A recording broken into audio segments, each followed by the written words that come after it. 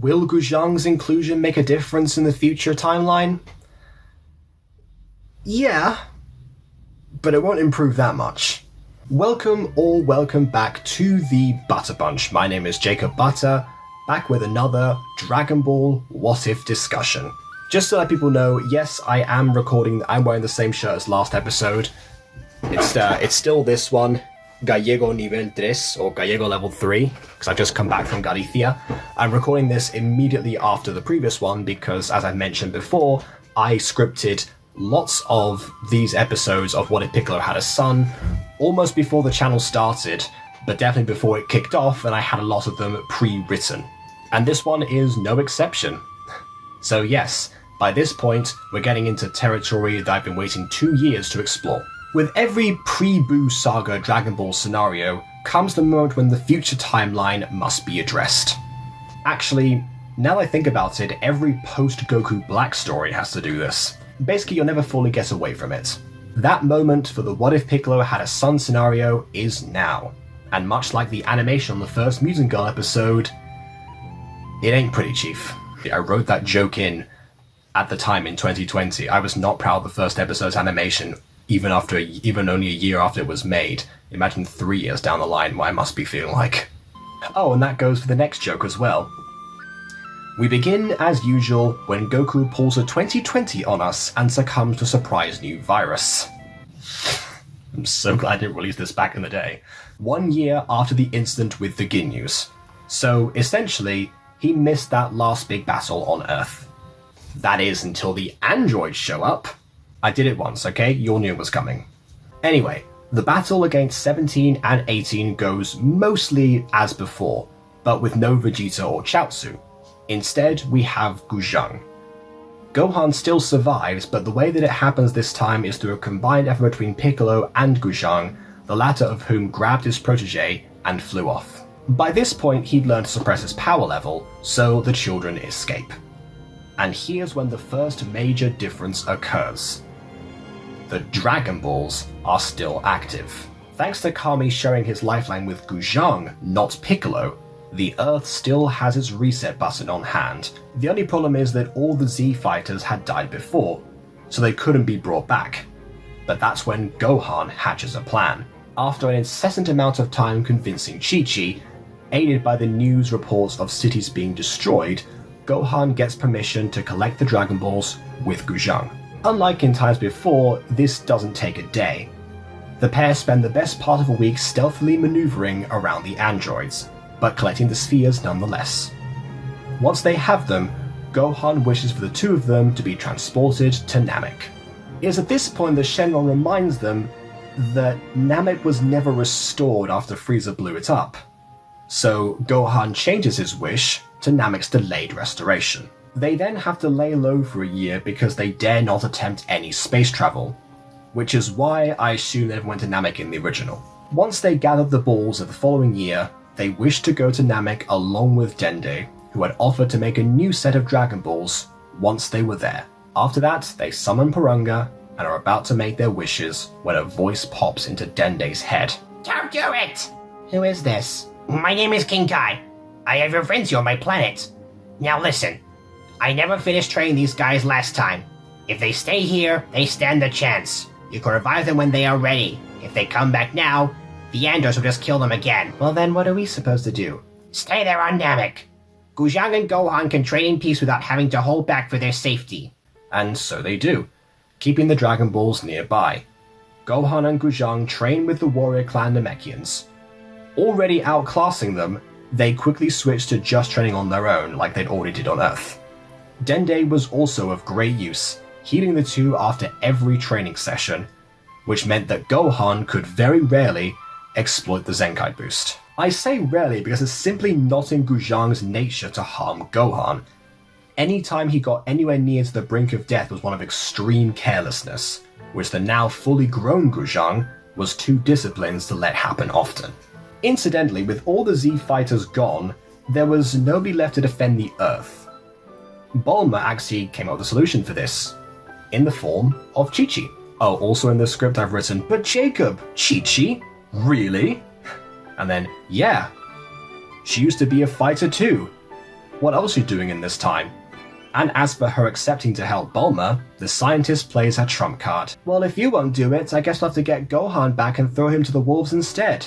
That got Chi-Chi's attention. You can tell I wrote this before deciding to do a scenario about her. What was Bulma's plan? Well, I'm going to do what I do best in these what-ifs and steal from Masako. Jeez, what am I thinking?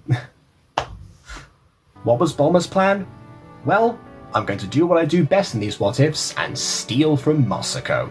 He's doing a series called What If Bulma Trained Like Goku, in which Bulma creates a robotic suit for herself to fight alongside her friends.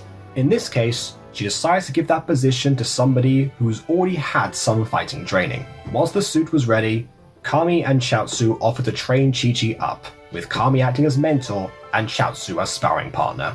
This is where I think a three-way training montage over a long period of time would look amazing. Also, side note, this is different to the suit that Suno wears in her version of the story, because that one was actually partially designed by her, and rather than just being like a robotic, body armor, basically. This is body armor. When I say a long period of time, I mean it. Regardless of whatever training the Z fighters get on King Kai's planet, they never will become strong enough to defeat the androids. Gohan never thinks to wish them both away to another planet because no one ever thinks of doing that to the bad guys.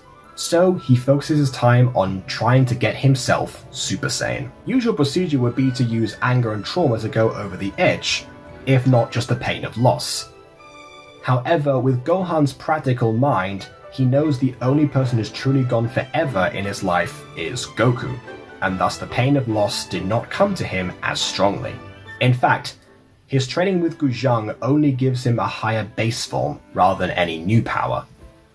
It's reasonable to assume that Gohan was training him up, so the focus was no longer where it should be. This led to a rather painful conversation one day where Gohan pulled his best friend and surrogate brother aside and explained to him as tenderly as possible that he wanted to train alone. By this point, Guzheng is 9 years old, the same age his father was when he birthed him to protect this very person no matter what. He made leaps and bounds along with Gohan, but he knew that if Super Saiyan was an option, Gohan needed to not have anyone holding him back. He turned away from his best friend, unable to face Earth's greatest hope. Do what you have to do. And with that, he flies away. Alas, he and Guzheng do not speak again until the day the androids decide to attack Superworld. Chi-Chi had kept training in her robo-suit and helping Bulma with her time machine in exchange for upgrades. And in case anyone's wondering, they tried using Shenron to make a time machine, but the dragon says he cannot do it, advising them all not to meddle with time.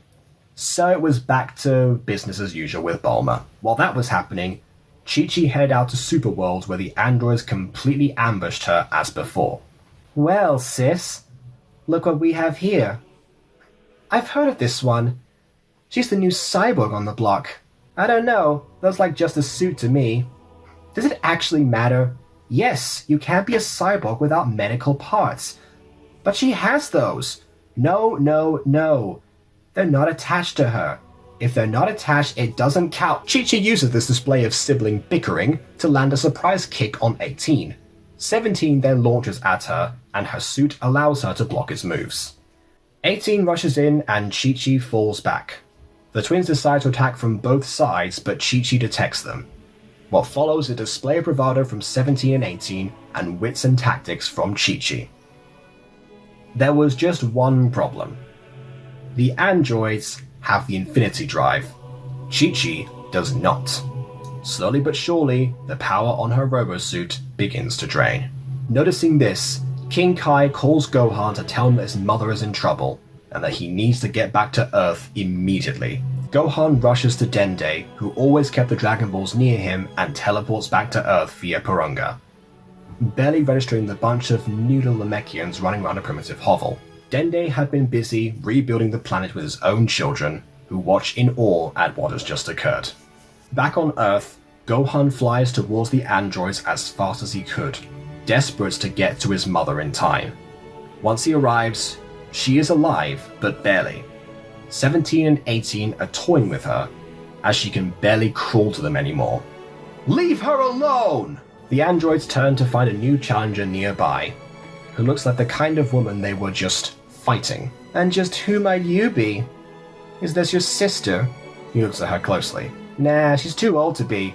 She must be your mom. Chi-Chi doesn't take kind to the old remark and slams both hands to 17's cheek at once, using up her last ounce of strength and falling down. 17 picks her up and aims his free hand at her skull. Looks like you got here just in time. You get front row tickets to the death of Earth's last defender. Gohan rushes in with surprising speed and his grip on Chi-Chi loosens. It looks like Gohan has the upper hand as 17 is floored quickly by him and crashes into the rubble of what was once a building. You were right about one thing. That is my mother. But you were wrong about me letting you kill her. On this day, or any other day. At that moment, he hears the crushing of metal and one last scream from Chi-Chi. Android 18 had just stomped her foot into her heart, killing her almost instantly. The pair look at each other in horror until the light left Chi-Chi's eyes for the last time.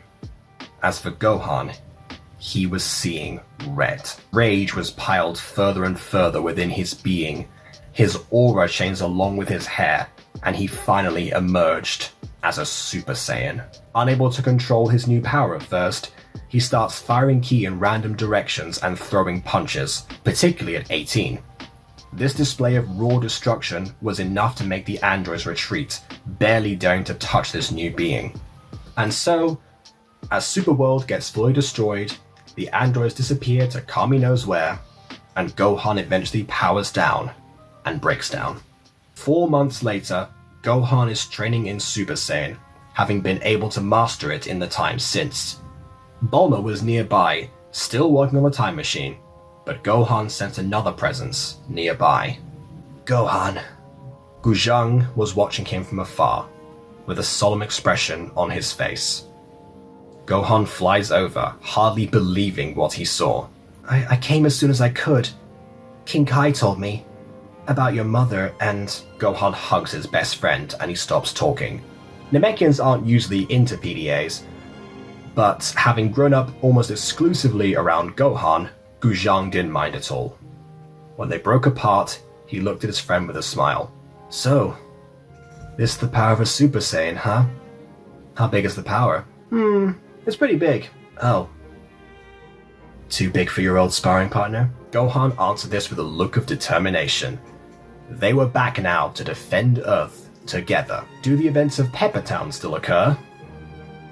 Well, yes again, but not the same way as before. Like in the original with Trunks, Gohan knocks Guzheng out just before the fight and ventures in alone, meaning that the ordeal ends up nearly exactly as it did in the original. When the moment came for the deadly combo attack, Gohan's story should have ended. He looked upon the sky in the array of light, fully embracing his fate. Just then, a shadow jumped in front of him, spreading his wings to full span and taking the blast himself. Guzheng's protect Gohan instincts brought him back to consciousness just in time for him to perform the exact sacrifice his father made all those years ago. All Gohan can do is look horrified as his lifelong best friend is vaporized. The androids didn't stay to check if their attack worked, so Gohan was quickly left lying there on the ground, too weak to even express the rage within. All he could do was silently break down and close his eyes to rest. Time passes, and speaking of time, Bulma's time machine is ready to go. Gohan barely says a word to Bulma as he leaves, blaming himself for the poetic death of Guzheng on top of being too far away to protect his mother. If this is what it took to defend the Earth, he would not rest until those metal menaces were destroyed once and for all. Find out how that goes down next time on What If Piccolo Had a Son. Sorry to anyone who thought we were going to have a time-traveling Guzheng, but I'm trying to not let my own OC overpower the narrative too much. Besides, now we have a traveler with even more to prove than before, atoning for several deadly mistakes in the past. Too bad for multiverse theory, eh?